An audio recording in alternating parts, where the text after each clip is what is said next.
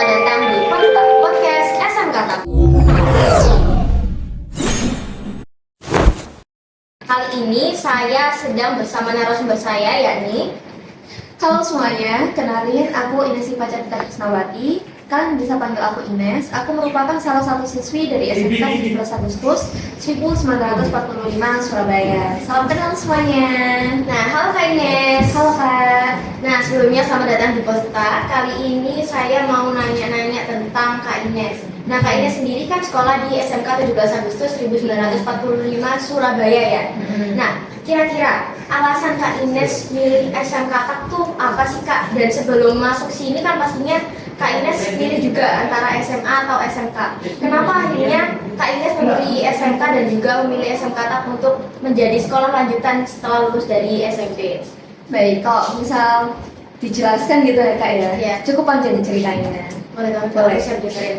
Ya Kak ya.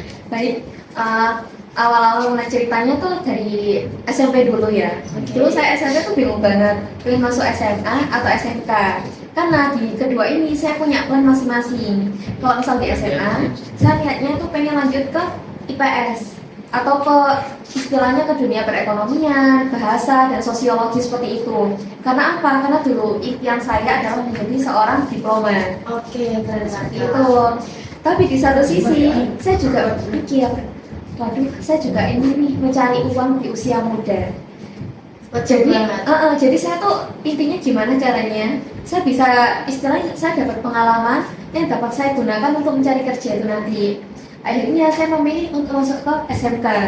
Di SMK ini saya juga bingung awalnya, kalau misal SMK masuk ke jurusan mana ya. Dan setelah saya cari-cari, ternyata saya suka banget nih ke dunia teknologi. Contoh saya dulu tuh suka banget otak-atik komputer seperti itu. Akhirnya setelah saya searching apa sih jurusan yang cocok, dan ternyata ada jurusan rekayasa perangkat lunak. Oke. Nah, setelah lulus SMP saya cari-cari, sekolah mana nih ya yang cocok dengan jurusan RPL. Yang maksud saya jurusan RPL-nya tuh bagus gitulah. Ya. Gitu, sekolah mana sih gitu.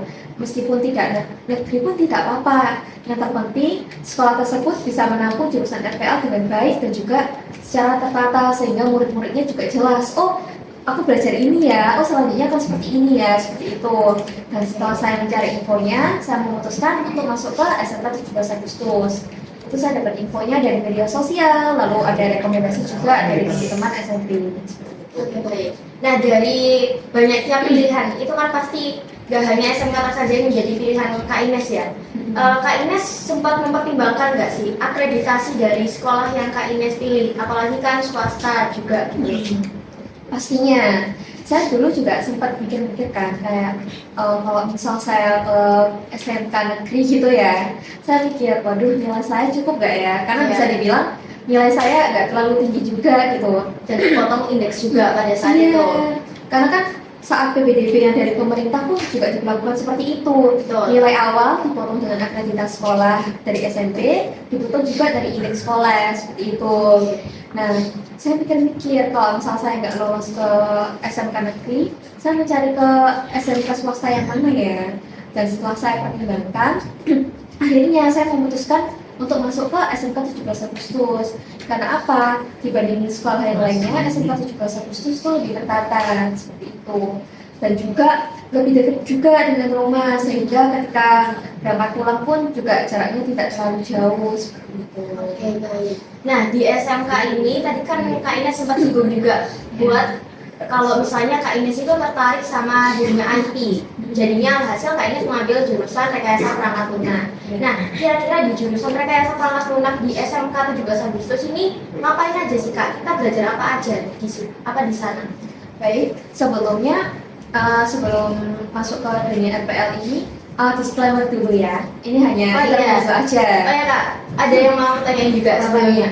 Nah, di SMK itu kan pastinya kan gak hanya RPL aja. Di SMK tak sendiri, yang di sekolah Kak ini sendiri, ini kira-kira jurusannya ada apa aja sih selain RPL? Oke, ini saya sambil menyambung dengan pertanyaan kakak yang tadi ya. Oke. Di SMK TAT ini ada apa jurusan? Yang pertama itu ada APH. APH merupakan singkatan dari akomodasi perhotelan. Ya, mempelajari soal perhotelan seperti itu sih Kak, seperti front office, lalu hidak, dan lain sebagainya. Lalu yang kedua, yaitu ada TB, atau bisa disebut juga dengan kuliner. TB ini singkatan dari kata boga. Lalu yang ketiga ada ULW atau UPW, yaitu merupakan usaha layanan wisata atau usaha pariwisata. Dan yang terakhir yaitu ada RPL, rekayasa perangkat lunak. Nah, di RPL ini saya belajar apa aja sih? Ya, saya penasaran kira-kira di dunia IT ya, apalagi yang pastinya bakal kepake atau bahkan dibutuhkan di masa mendatang ya kan. Di SMK ini kita belajar apa aja sih Kak? Baik, untuk RPL ini kan sekarang saat ini saya kelas 11 ya Kak ya, kelas 2 SMK. Ini saya coba jelaskan melalui timeline yang paling dasar dulu ya. Ya, Mulai dari saya awal kelas kita 10. masuk sekolah. Oke, awal-awal kelas 10 itu saya masih belajarin apa?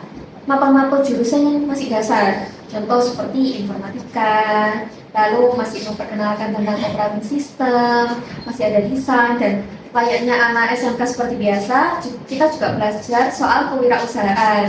Cuman kewirausahaannya di dunia IT seperti itu kan. Di kelas 10 ini masih mempelajari soal operating system itu ada apa aja sih, lalu bagaimana cara berpikir komputasional, karena apa? Karena di jurusan RPL ini nantinya kita akan mempelajari soal membuat aplikasi. Keren Kak. Iya, dan nantinya gimana kita harus mengalami coding, kita membuat program. Betul, kita harus membuat kode gitu. Sehingga berpikir komputasional itu nantinya akan dibutuhkan. Apa aja sih? Apa istilahnya? Ketika kita membuat program, apa aja sih berpikir komputasional yang kita butuhkan? Karena berpikir komputasional itu banyak banget Kak jenisnya. Oke, berarti logikanya harus main banget ya Iya, Kak. Apalagi di betul. Gen Z yang sekarang ini harus main banget logikanya. Iya, apalagi di berpikir komputasional, Gen Z harus berpikir logika, masuk Harus RTL. kritis. Iya, itu kan benar-benar harus dibutuhkan sekali gitu loh Kak. Komplit jadi satu ya Kak. Praktik ada logika main, Iya, akademik juga aman. Iya, apalagi kita juga harus menggunakan bahasa mesin yang dimana Betul banget. kita istilahnya dari kecil pun belum diajari gitu loh, karena bagi orang dewasa sendiri pun berat gitu loh ya. Iya. Seperti Nah, itu sih Kak. Selanjutnya di RPL dulu. Di RPL ini kan tadi kan ada pembelajaran dasar-dasar seperti yang Kakak sebutkan tadi ya. Itu ada kunjungan industri atau kegiatan lainnya apa sih yang kira-kira menarik atau berkesan buat Kak Ines selama di kelas 10 atau sampai kelas 11 saat ini? Baik, untuk soal kunjungan industri di sekolah SMK Tak 7 di SMK Tak ini nantinya bakal ada kunjungan industri, entah itu di kelas 10 dan kelas 11 nantinya bakalan ada. Oke. Nah, di kelas 10 ini saat itu saya kunjungan industri ke daerah Malang waktu itu. Berarti di luar kota ya Kak? Iya, jadi kita satu angkatan bareng-bareng ke sana. Seru banget dong. Iya, jadi kayak nyanyi-nyanyi, seru-seru bareng. Jadi kayak kita mencari pengetahuan, mencari ilmu, mencari relasi juga, tapi dengan cara yang fun, seperti itu kan. Nah, awal-awal kunjungan industri ke sana, tentu kita datang ke MCC. Jadi MCC itu merupakan suatu tempat yang dimana menampung banyak sekali perusahaan IT. Oke. Seperti itu Kak. Nah, waktu itu saya ngajarin soal pekerjaan IT dengan hubungannya artificial intelligence seperti itu. Yang lagi viral-viralnya, Iya. yang lagi banyak dibutuhin di era sekarang ya Kak? Baik sekali kan sekarang orang yang khawatir kalau gimana ya pekerjaanku digantiin sama AI gitu, digantiin sama robot. Nah, itu kita diedukasi di sana. Seperti itu Oke, sih, Kak. berarti siswa-siswinya ini juga diberikan ilmu pengetahuan yang sekiranya mungkin bakal kepake atau mungkin dibutuhkan banget di era sekarang dan di era mendatang nanti. Betul sekali. Oke, Kak. setelah kunjungan industri mungkin organisasi di SMK itu kan pasti ada ya Kak. Kira-kira ada apa aja dan mungkin Kak Ines ikut apa aja sih selama di SMK ini? Baik, untuk organisasi di SMK Tak ini dibagi menjadi ada organisasi keagamaan, lalu ada organisasi intrasekolah, dan juga ada MPK, yaitu Majelis Perwakilan Kelas. Nah, untuk organisasi keagamaan di SMK Tak ini ada dua, yaitu SKK dan juga SKI. Nah, SKK sendiri merupakan si kerohanian Kristen dan Katolik, lalu yang SKI yaitu si kerohanian agama Islam. Seperti itu. Oke baik, kan tadi kan ada SKK dan juga SKI.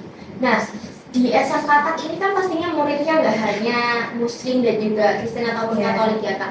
Nah, mungkin Kak Ines tahu dan bisa sharing ke teman-teman sekalian bahwasanya siswa lain yang beragama lain mungkin selain Muslim dan juga Kristen Katolik ini pasti ada pembelajaran karakter untuk agamanya atau bagaimana Kak? Mungkin di saat sholat Jumat, yang Muslim kan sholat Jumat, yang Iya. Kristen Katolik mungkin ada pendidikan karakter dari kelasnya itu tadi. Nah, untuk agama lain itu bagaimana Kak siswanya? Baik, untuk agama lain di SMK Tak ini ada dua, selain agama Islam, Kristen Katolik, ada juga agama Hindu dan Buddha. Oke. Nah, untuk pembelajaran agama mereka akan dilakukan setiap kali hari Jumat ketika siswa laki-laki sedang Jumatan.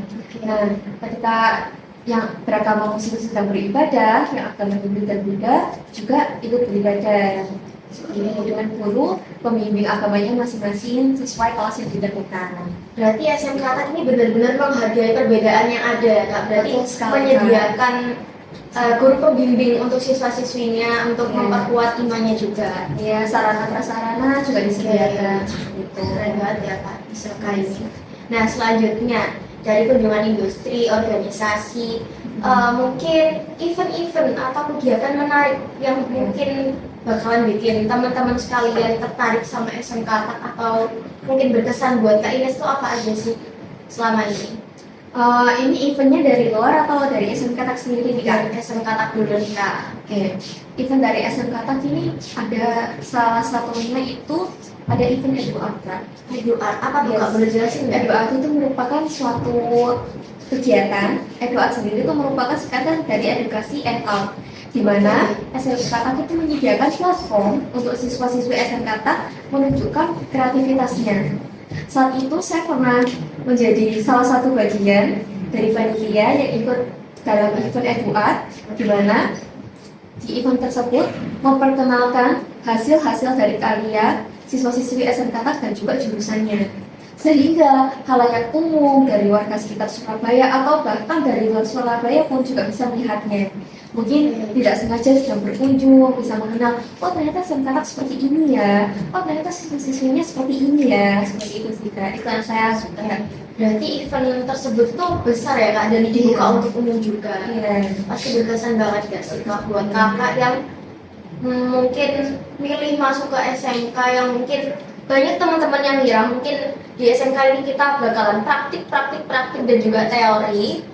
Ternyata ada event-event yang seru dan juga menarik pastinya buat ngisi keseharian kita. Dan betul sekali Kak. Nah, untuk SMK Tak sendiri ini kan ada 4 jurusan ya Kak. Iya. Dari sana tuh mereka tuh mungkin apa sih kira-kira pencapaian yang bisa diambil dari jurusan-jurusan itu, mungkin mengikuti lomba kah atau masuk ke universitas negeri atau apa? Apakah bisa disebutkan?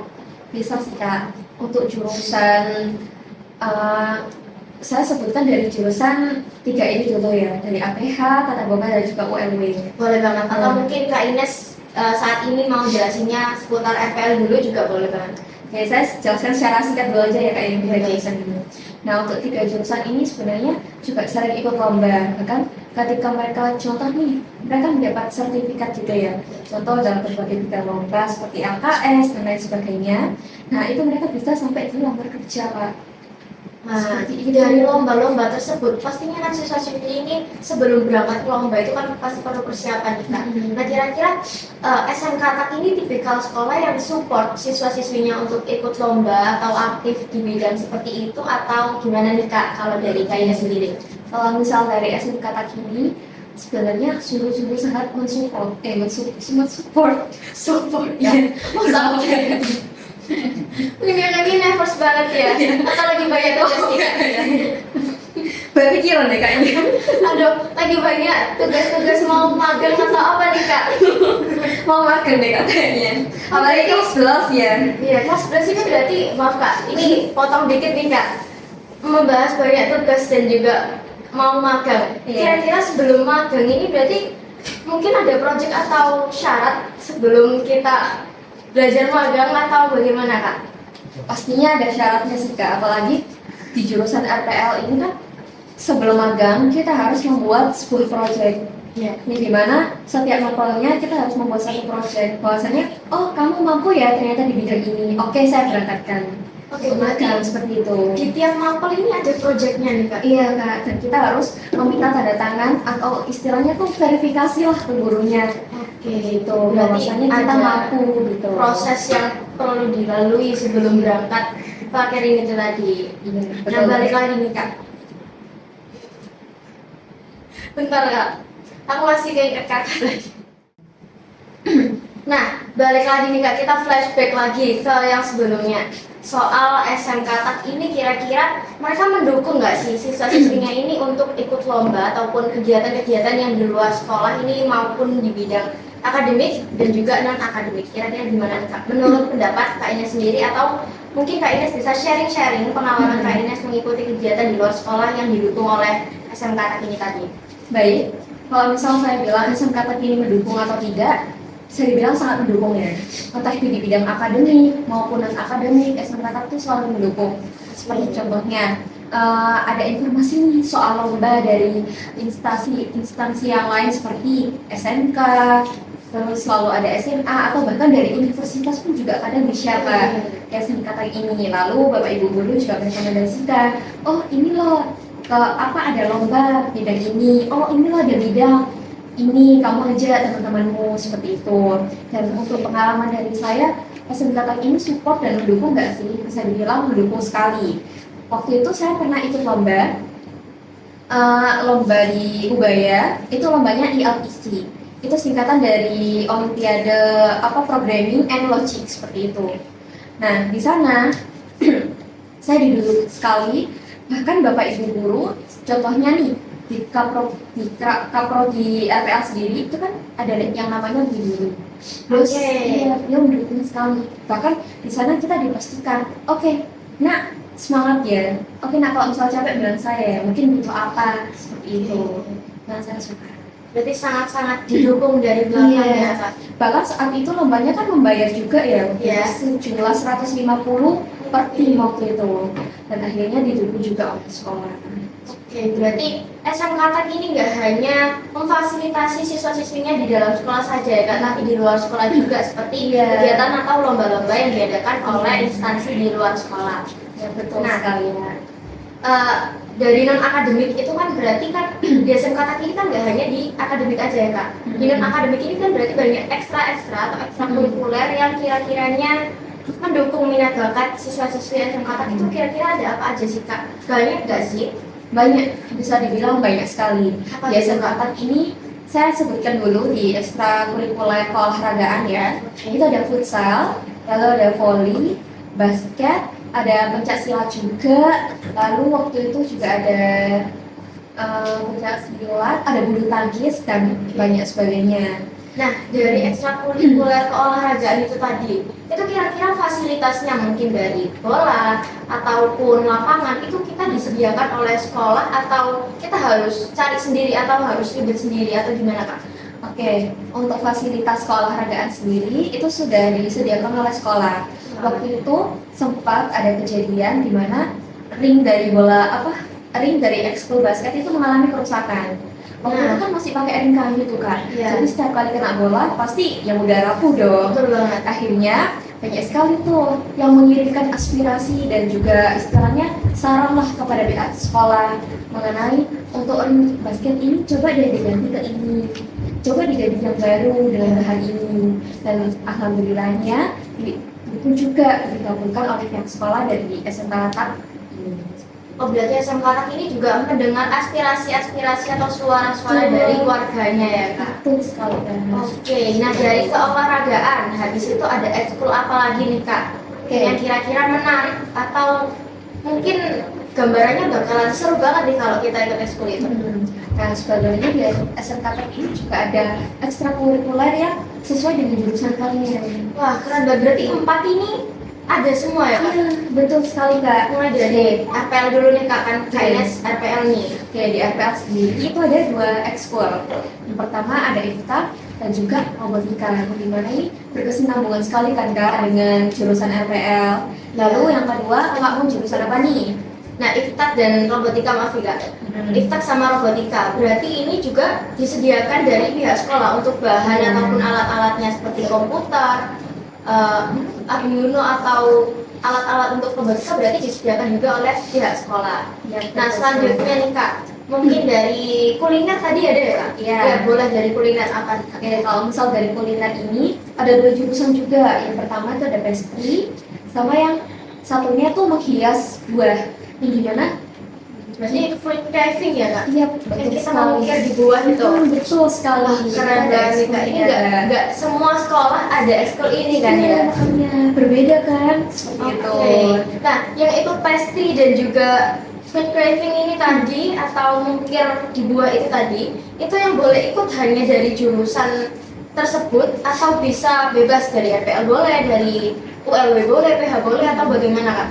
Untuk jurusan apa? Untuk ekstrakurikuler itu bisa diikuti oleh semua jurusan sih Kak. Oke, berarti meskipun misalnya saya dari RPL nih misalnya mau ikut ekskul apa pastry juga boleh nih? Boleh banget. Oke, dan bahan alatnya bagaimana Kak? Dan untuk bahan alatnya juga sudah disediakan oleh pihak sekolah. Contohnya pastry itu kan pasti membuat dessert, membuat kue, dan itu sudah disediakan oleh pihak sekolah. Oke, lanjut nih Kak, ada ekskul apa lagi nih Kak? Lalu selanjutnya dari jurusan ULB dulu ya. Jurusan ULB itu ada 2 ekstrakurikuler. Itu ada Mandarin dan juga Jepang. Wih, ekskul bahasa ya Kak? Iya, Berarti kita sekali. nggak hanya belajar bahasa Indonesia dan juga Jawa di Pulau Jawa ini tadi. Iya. Berarti kita belajar 2 bahasa itu tadi juga. Betul. Dan itu juga Oke. bisa diikuti oleh semua kalangan jurusan. Oke, baik. Kemudian Nah. ada APH. APH itu ada itu apa sih namanya? Nama buat minuman itu loh Kak. Bartender. Betul sekali. OMG, keren banget ya Kak. Ternyata banyak banget ekskul yang ada di SMK Atak ini tadi dan juga bisa diikuti oleh semua jurusan. Betul. Nah, dari banyaknya yang kita bahas ini tadi, yang gak kalah penting, sebelum kita masuk atau pilih sekolah tersebut, itu kan kita akan pastikan yang pertama kita lihat akreditasi juga, yang kedua pasti jurusan atau minat kita juga, Iya. dan yang gak kalah penting ya ini fasilitas dari SMK Atak itu apa aja sih Kak? Yang mungkin gak di semua sekolah ada gitu loh. Baik. Untuk fasilitas di SMK Atak ini bisa dibilang melengkapi semua ya. Bahkan di semua jurusan tuh pasti punya fasilitasnya masing-masing. Contohnya di RPL sendiri, nah itu sudah disediakan lab. Bahkan ada lab 4 lab sekaligus Kak. Jadi banyak sekali komputernya di sana seperti itu.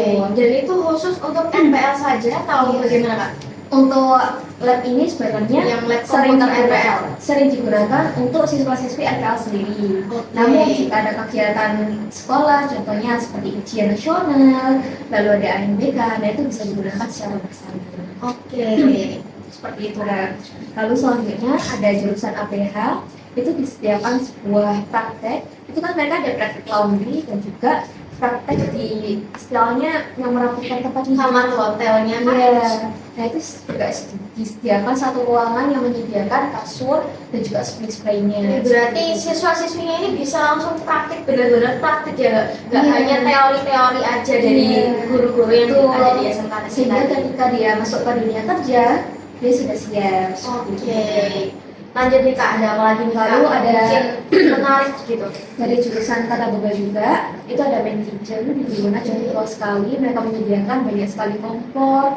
Tidak hanya dari segi kompor juga ya, dari segi bahan-bahan juga sudah dilengkapi oleh pihak sekolah. Oke, baik. Lalu Berarti yang- komplit nih Kak. Dari semua jurusan ada fasilitasnya masing-masing yang melengkapi dari jurusan-jurusan tersebut. Iya. Nah, untuk kelasnya sendiri, saya penasaran nih Kak, karena nggak di semua SMK, apalagi SMK swasta di Surabaya ini memiliki fasilitas tersebut. Itu kira-kira kelasnya ber-AC nggak sih Kak?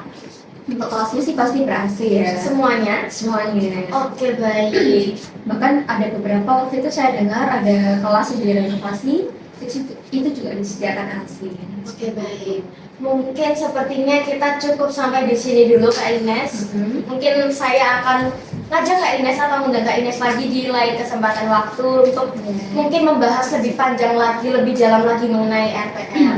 Oke, baik. Terima kasih banyak Kak Sila. Terima kasih Kak Ines sudah sharing-sharing pengalamannya di Podstak ini tadi bersama saya. Terima kasih banyak. Terima kasih banyak. Oke. Dadah. Dadah!